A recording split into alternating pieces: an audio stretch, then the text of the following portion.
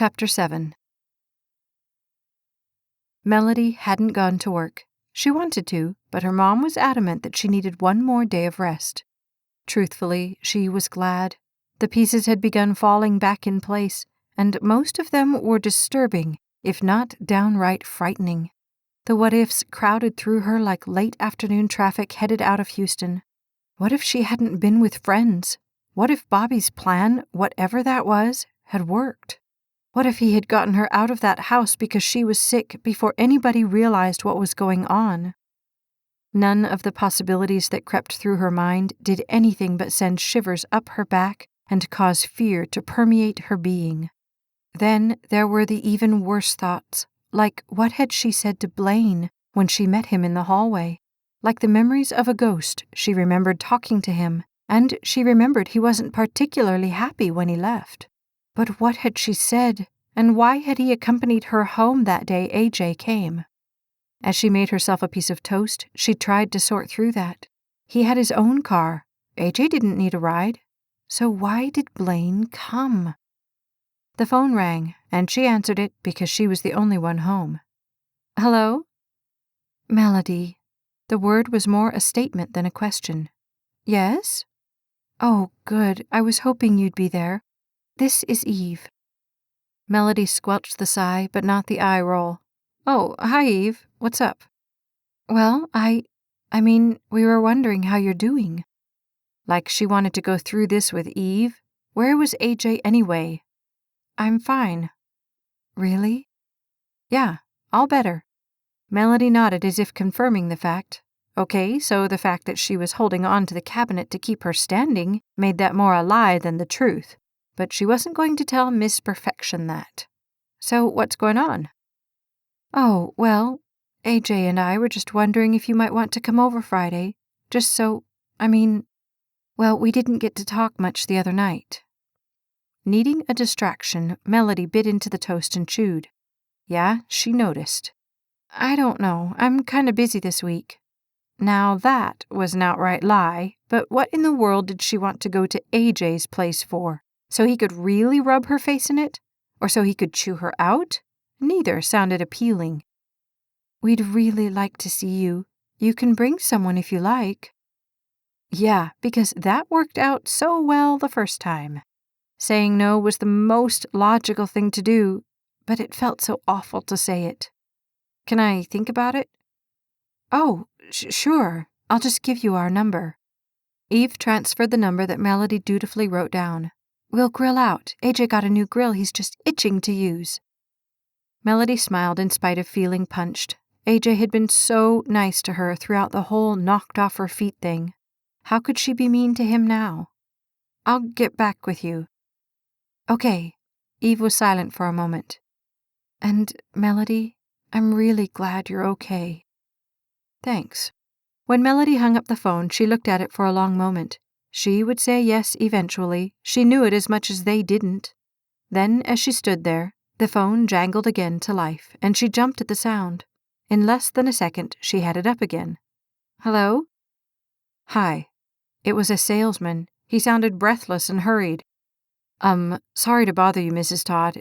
This is Blaine Donovan. I'm a friend of Melody's. Is she there?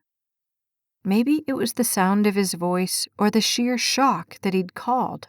Whatever it was, Melody could get no words to come out. She had to swallow twice to get the bite of toast down her throat.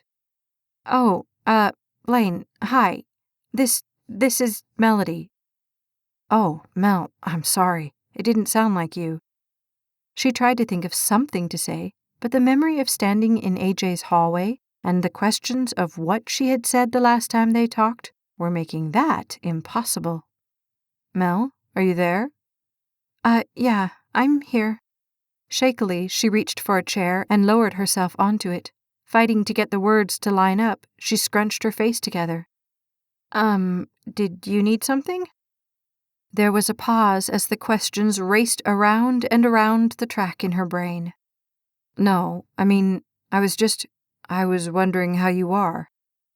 As much as she tried not to, she loved that voice. It was at once strong and gentle. Still, letting her thoughts go there was not wise. Yeah, I'm better." She put her hand to her head, slid her fingers into her hair until her temple dropped into her palm, and rested there. Suddenly, she just wanted a long nap. "How are you?" Lame, but she didn't really want to talk about how stupid she had been. "Worried about you?" That did funny things to her heart. "I'm fine, Blaine, really." Another pause. The pauses were doing strange things to her growling stomach. "So would you object to me seeing that for myself?" he finally asked. "For your... why?" "Because I want to. Can I come over? We could go out and get a hamburger or something. Unless you've already eaten, that is. Then we could just go to the park or something." He sounded so nervous, so un-Blaine-like. She forced herself to sit up. "I'm fine, really. You don't have to... Mel." The way he said her name stopped her. "I want to, okay?" "Oh, okay, I guess." She looked down at her clothes, frumpy, wrinkled t-shirt, old sweatpants. Fashionable and together she was not. "Can you give me a little bit?" "How's an hour?" "How about 90? With barely a sigh, she said, "Okay." Why she had agreed to this, Melody couldn't tell. She had absolutely nothing to wear. Her clothes were more Walmart knockoffs than Armani originals. Somewhere between having nothing to wear and what in the world would he want to see her for, she spent the next hour freaking out. When the doorbell rang only 45 minutes later, freak out hit its zenith. Surely not. She wasn't even ready. She didn't even have makeup on yet. But the doorbell rang again, and knowing she was the only one in the house, she treaded down the stairs to get it. One glance out the window told her it was as bad as she had feared. As quickly as possible, she tried to make herself presentable, but it was a useless endeavor. With a swing, she yanked the door open and tried to smile and act like she had gorgeous guys show up on her front porch all the time. It was a losing battle. "Hi." The brightness of her greeting was met only by the seriousness of his. "Hi." His gaze swept the length of her, and she squirmed, wishing she'd had a lot more time to put herself together. Breathing past the surging of her heart, she smiled and stepped back. "Come on in." As she backed up, she watched him come into her house that only then did she realize must be pathetic and horrible compared with his. She backed right into the little table in the entryway, knocking the leprechaun knick-knack over. At the last possible second, she grabbed it up, willed her heart to calm down, and set the little green guy down with shaking hands. I'm sorry, I'm not quite ready yet." She turned and hurried into the living room, looking around and seeing absolutely everything that was hideous about the place. Here's the remote. You can have a seat and watch some TV if you want." He held his hands up, even as he looked only at her. "That's okay. I'm not real big on TV." "Oh, okay." She dropped the remote to the table. "Well, then," pointing to the stairs, she took a step toward them. "I'll just..." That gaze, his gaze, it unnerved her to the core. "Take your time." With that, Melody turned and raced up the stairs. Her pleasantly faded jeans and slingback brown heels were the last Blaine saw of her. He hoped she wouldn't change the sleeveless white wraparound shirt. It was cute. He was glad the dazed, blank look in her eyes was gone, but the sparkle still hadn't returned. Or maybe it was simply hidden by the wariness that was now there. Pushing those thoughts to the side, he walked around the cozy living room, feeling the familyness of it wrap around him. It was done in gold and orange tones. Out of fashion, maybe, but nice just the same. He walked to the little shelves holding the pictures and picked one up. It was Melody. He was sure of it. She was precious in her little diaper and t-shirt atop the little red tricycle. Her halo of white blonde curls shone in the bright sunshine. A smile drifted to his face as the safety and predictability of her life slid over him. She was lucky. The noise behind him made him set the picture back onto the shelf carefully. "Oh, please don't look at those. They're horrible." When he turned, horrible was nowhere to be seen. He was glad the little picture was already back on the shelf, or he might have dropped it. "I'm sorry, I was just looking." And looking was what he was doing now. She hadn't changed the wrap shirt, but she had added a touch of makeup and a turquoise belt that peeked out between the shirt and the jeans. Her hands were dug in the back pockets of her jeans, and her face was all nerves and timidity. "Ready?" Blaine could hardly think straight enough to say it. "When you are." Quickly, she wrote a short note to her mom so she wouldn't worry. He watched her, his heart softening at the sight and the thought. He was glad she had someone to worry about her. That was important. When that was accomplished, they locked the front door and walked out to the curb. At the car, that wasn't technically his car, Blaine opened the door, hoping Peyton wouldn't make good on his threat to get rid of it now that he'd bought a BMW. Just how Blaine might explain the absence of his car to everyone who knew about it was beyond him. However, there were far more pressing matters than the stupid car to worry about right now. He crawled in and made sure she was all right. She was, although she wasn't looking at him. Looking both ways and in all the mirrors, he pulled into traffic. He caught the sigh she let out. When he glanced at her, her gaze was out the window. "It's been a while, huh?" he asked, referring to the last times she was in this car. "Yeah, at least that was better than the first time. I can't believe you ever even talked to me after that." Her gaze dropped to her hands. "Thanks for that, and for the other night." No, Blaine." She cut him off by turning to him abruptly. Something in him said he should be looking at her when she said this, rather than driving, but the distinct possibility of wrecking his friend's megabucks car kept him from it. "Really, I want to thank you." The breath was good for both of them. "That whole thing the other night, I know you... Well, I wanted to say thanks, and I'm sorry for whatever I said." He did glance over at her then. "What you said? What did you say?" Squeezing her eyes closed, Melody fought the pain that slashed across her face. "That's just it. I don't even know what I said. Something stupid, that's all I know." Blaine wasn't following at all. He drove to the first burger and ice cream joint he came to and pulled in. He didn't want to have this conversation fighting Houston traffic. Pulling into a parking spot, he put the car into park and shut it off. A breath to settle his heart, and he turned to her. "Look, Mel, you didn't say anything stupid. Believe me, it was nothing you didn't have every right to say." Horror crossed through her eyes, and she let her gaze drop to her hands. "I'm sorry. I wasn't really thinking all that straight." A dull knife carved through his heart at the thought of how terrifying that must have been. By the look of her, it still was. "What do you say we get something to eat? We can talk about this later." Her head went up and down, although her gaze never really came up to his. Vowing to make her forget all about Saturday, he got out and came around to her side just as she got out of the car. She didn't really look at him, more mumbled the thanks, and let him close the door. This was all so awkward.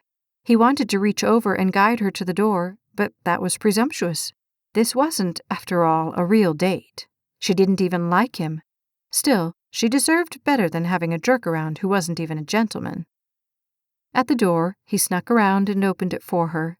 Surprise went through her glance, but she stepped in front of him and into the muted colored room.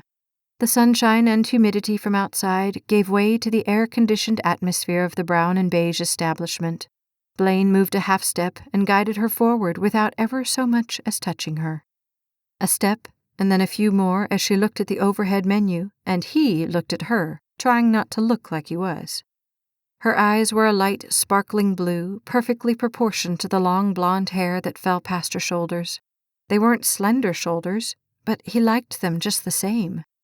"Order whatever you want," he said, remembering the report of alcohol and drugs being the only things in her stomach. "Oh, She glanced at him and then back to the menu. "I'll just have the side salad, no dressing." He looked at her in concern and confusion. "That's all? You don't want a burger or a chicken sandwich? They have really good chicken sandwiches." "No, that's okay." Her arms were wound around her middle. "And I'll just have water." Blaine seriously thought about arguing, but the guy was ready to take their order, so he relayed the information, being sure to get a large fries in case she wanted some. That's it. He reached into his wallet just as she held out a bill. He caught sight of it and shook his head. No, that's okay. I can get it. You don't have to buy mine. Mel, he said, as exasperation crawled up him. I've got this. She scrunched her face in displeasure, but put the money back in her pocket. Fine. Her disagreeable offhandedness was starting to make him think she meant it. He collected the food and angled their paths over to a little table by the window. At least if this turned out to be as bad as it was going, they could always opt for watching the traffic. Blaine set the food off the little tray, went to put it back and get some ketchup. By the time he got back, she had her salad open and was tossing it with her plastic fork. Wordlessly, he unwrapped his hamburger and set the fries between them, just in case. He picked up a fry, realizing the hamburger would have to wait until he got the conversation going again. That wouldn't be easy as her head was down, her concentration on her salad only. So, how's school going? It was desperate, but what was there to talk about that wasn't a mess between them at the moment? She glanced up, and he caught sight of the dotting of freckles across her nose. They were cute. Okay, I guess. I've got 12 hours this semester. I'll probably take summer school just 'cause what else am I going to do? She shrugged and took a small bite of her salad. Blaine had used the opportunity to take a bite of his burger. He slurped his Dr. Pepper quickly. What's your major? Management, but that was like the least worst option. I think I might like buying or something like that, but I needed to get something going. I'm a little behind the curve. Ugh, I hear you there. He took another sip. I'm almost 27. You'd think I'd be a grandfather by now. For the first time since they'd left her house, Melody smiled a half smile. You look like a gramps. He angled his drink at her. Hey, watch it. That was for your ears only. Oh, sorry. She ducked her head. Gramps. The smile had a will of its own as it came from his heart to his mouth. Very funny. So, what's your major? Between the bite and the drink, it took him a minute. Architectural design. Architecture? Wow! Her face came up full and beautiful then. That must be so interesting. He nodded. It's cool. I like doing the models. I bet. So you design buildings then? Yeah, I want to, someday. Someday. She pushed back in the chair, her gaze not really doing more than staying glued to her salad. That always sounds so good, but so very far away. Gently he looked at her. So what does your someday look like? Her gaze flashed up, but then dropped. Oh, you know, house, husband, kids, dog. Inside or outside? The look on her face was at once surprised and interested. Outside. She wrinkled her pert nose. Definitely outside. I'm not into hair and stuff all over everything. He nodded. And those kids, you're planning to have, what, 5, 6? She laughed as he took a bite of the hamburger. 2 or 3, 4 tops. Her hand, which had nice long fingers with rounded but not overly long fingernails, lifted her drink to her mouth. So what about your someday? Stretching, he sat back in the chair, narrowing his gaze at her. House, wife, 2 kids, 1 boy, 1 girl, a decent-sized place where my Sheltie could run and play. A Sheltie? She picked up her drink. Those are nice. He nodded. I think so too. So this Sheltie is something you have now? His drink clunked to the table. No. Right now, well, let's just say right now, my place doesn't mix well with pets. Ah, she said, as if she understood. He noticed then that her salad was barely touched, although his sandwich was almost gone. I'm sorry, did you want something else? Nodding to her salad, he surveyed her. What? A moment, and she realized what he was saying. Oh, no, I'm just not very hungry. Blaine eyed her up and down. You just ate? Oh, well, no, yeah. I'm just not very hungry. He wanted to argue, but she was crawling into her shell again, so he quickly switched tactics. Well, that's okay. With everything in him, he wanted to ask, but he couldn't find the right words. "So, have you talked to AJ and Eve?" That question made her drop her fork to the table, reach for her cup, and take a long drink as she looked out at the traffic. Worry crawled through him as he watched her. Lovely, another sore subject. Were there any that weren't sore where she was concerned? "I'm sorry," he said, spinning his burger around the paper wrapper, his appetite gone. Without really moving, she shook her head. "It's okay." She set the drink down but never lifted her gaze from it. It's just... Her gaze came up to his, and there was so much written there he couldn't read it all. Stamped across all of it was a hurt that made his own heart ache. Her gaze slid back out to the traffic beyond. "She called me today, just before you did." "Oh, really? Eve?" he asked, fighting desperately to sound nonchalant as he picked up his drink. There was so much about the crisscrossing of their relationships that had never made any sense to him. "Yeah." Melancholy thoughts drifted over her face. She exhaled slowly. "She wants me to come over Friday night." He waited for more, but that seemed to be all she was willing to offer. "And that's a problem?" She glanced at him and pursed her lips. "It is when you're me." Blaine had never wanted to be so close to anyone. Everything about her drew him into her world. He watched her, seeing the pain, hearing it in her voice, and wanting at all costs to make it go away. Why? That nod was back. The fact that she was fighting not to cry seared through him. They don't know what it's like, seeing them like that. Understanding dropped like bombshells around him. Together? She nodded, squashing her lips together to keep the emotion from overflowing. "So you've been friends with AJ a long time, then?" "Since we were kids." "And you went together?" He knew it was shaky ground, but he needed to know. "No, well, kind of, but it never really worked out." She shrugged and let her finger go up and down the condensation on her cup. He let his head fall to the side to be able to see her face. "But you wanted it to?" His heart fell at the look in her eyes. It was at once sad, defeated, and accepting. "I was never perfect enough for him." Her smile really wasn't one. He liked the pretty girls in school, the cheerleader types. His gaze never left her face. "You're pretty." She sniffed at that one. "Yeah, That's why the only guys I can get to go out with me are low-life creeps." Bobby. The name went straight through him like the hot tip of a sword. He leaned back, trying to appear casual. "So what's up with that anyway? Are you and Bobby going together now?" He prayed that her answer would be a decided no. What he got instead was a mere shake of her head. "We did, at one time, in high school. He just came back into town a couple weeks ago." They were getting much closer to answers he desperately needed. "And the party?" Loneliness and hurt crowded across her face. "I didn't want to go alone." When she looked up, her eyes pleaded for him to understand. Then her gaze shifted and fell back to the table. "Plus, I knew AJ would be mad if I brought Bobby." "Well, that worked." "Why did you want to make AJ mad?" There was barely a sigh. "To get him back." A piece clicked into place. "For hurting you." Again she nodded. He admired her courage at saying it, if not her tactics at doing it. "Does he know how much you're hurting over him and Eve?" Melody shook her head very slowly. "He knows I've never liked her, but I've never really told him why." "Don't you think he deserves the truth?" She shrugged. "It wouldn't change anything. They're married.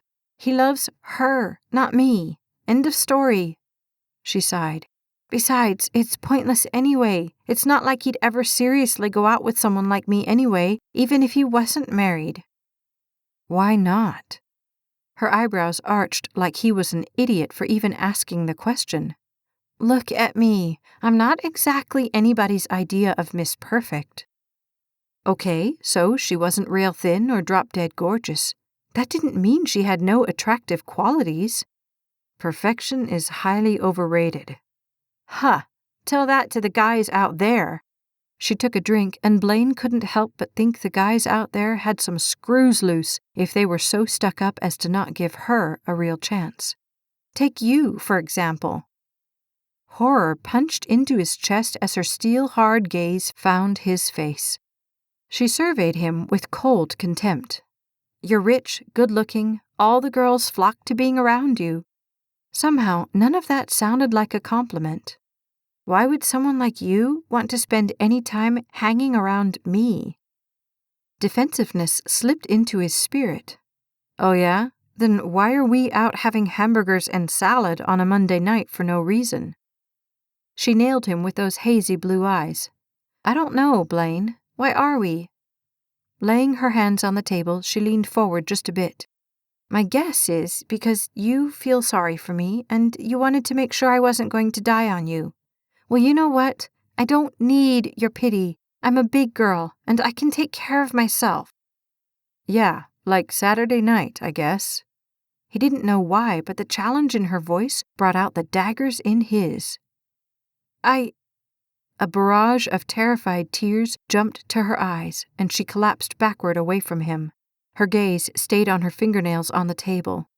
That was different. Knowing it was stupid, he pursued. Why? The swallow and breath took her whole effort. It just was. She paused, and he waited. I really never thought he would stoop so low as to do something like that. I know that sounds stupid now, but I never thought he would actually hurt me. AJ's words, which were never far away, echoed again in Blaine's head. You were very lucky, you know that, right? Blaine looked at her, waiting for her to answer in the affirmative. Mel? Her gaze came up to his, and then fell. I just wanted to go out, have a good time with some friends, maybe even flaunt that I had a date a little. I never expected him to... Silence fell between them. He didn't want to ask, but he had to know. And now? Now? If he calls? She laughed at that. He's not going to call. Yeah, but if he does, you're not going to go out with him again, right? Why wouldn't she answer a simple question? Panic slid into him when she said nothing. Melody, you wouldn't go out with him again, right? Her gaze drifted out past the tables, away from him. We'd better get home. I've got some studying to do. She stood and headed to the trash. What? He scrambled up after her, grabbing trash as he went. Barely getting it dumped before she made it to the door, he followed her out. Mel, are you serious? You would go out with Bobby again after what he did to you? Blaine was with her step for step all the way to the car, but he was following only, nowhere near leading. Mel, hey! At the edge of the car, he caught hold of her elbow. With one jerk, she whirled so quickly her hair spun in the breeze around her. Look, I'm not stupid, okay? Bobby's a jerk, I get that. But I also know it's only that type of guy who ever asks me out. It's the ones who take you to the bar and want to take you home because it would be fun. The ones who take you to a dance and leave you there because they can have more fun with their friends than they are having with you. Those are the kinds of guys I can get to go out with me. And to tell you the honest truth, it's better to be out on a date with a guy who can't stand you than to be sitting at home playing mouse ball until your eyes bleed. Her gaze challenged him to argue. You're serious? He tried not to sound incredulous that she could think so little of herself. The intensity on her face crumbled, but she ducked before he could see any real tears. I want to go home. Blaine let go of her elbow, sighed, scratched the side of his ear, and then nodded. What choice did he have? He stepped over to the Carrera, hating himself for it. She was willing to throw herself at guys who would trash her, but she didn't seem to want to give him a second glance. Why was that? He asked the question again as she got in without looking at him. What he wouldn't give to be able to just be as honest with her as she was with him. He couldn't imagine admitting to anyone what she had just admitted to him. Carefully, he opened the driver door and got in. Her head was down, her gaze on her hands. The desire to just tell her everything was nearly overwhelming. But how could he do that? It would ruin everything. She would tell AJ, who would certainly tell Eve, who would probably tell the rest of the universe, and then some. Burying all of it, he turned and started the car. "I'm sorry," Melody said so softly he barely heard. "I don't know why I said that. It's just this whole thing with AJ came up, and I'm still not feeling real good, and I don't know if I should just call and tell them no, or try to find somebody to go with me." She shook her head and sniffed. Glancing over at her once he was in traffic, Blaine knew for a fact she was crying. Every few seconds she would reach up and wipe her eye, although she tried not to be obvious about it. "Tell you what," he finally said, being able to take the breaking of her heart no longer. "What do you say I go with you on Friday?" Panic flashed from her blotchy gaze. "Just as friends," he said quickly, lest she get the wrong idea. Her gaze left his again, and he silently begged her to accept the offer. Anything to keep her from going out with Bobby the druggie again. "Are you sure?" The pieces of her heart were evident in the crack of her voice. "Definitely." This has been For Real, Book 3, The Courage Series, written by Staci Stallings, narrated by Becky Dowdy. Copyright 2012 by Staci Stallings. Production copyright 2014 by Staci Stallings. Like and subscribe to the Staci Stallings YouTube channel so you never miss a second of the story.